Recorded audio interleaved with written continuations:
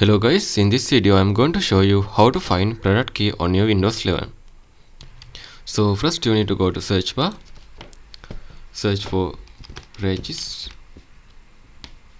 then you will be able to find regist editor. Just tap on it, tap on yes on the pop-up menu. Okay, now first you need to open HKey local machine, then after go to software, then you need to scroll down and go to Microsoft.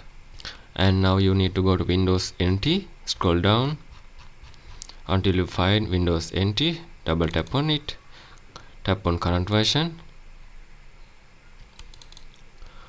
In here you need to go to software protection platform, scroll down and it is in here, tap on it.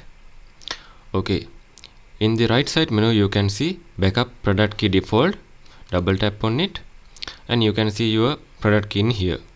So this is how you can find your Windows 11 product key. If you think this video is helpful, please consider subscribe and liking this video.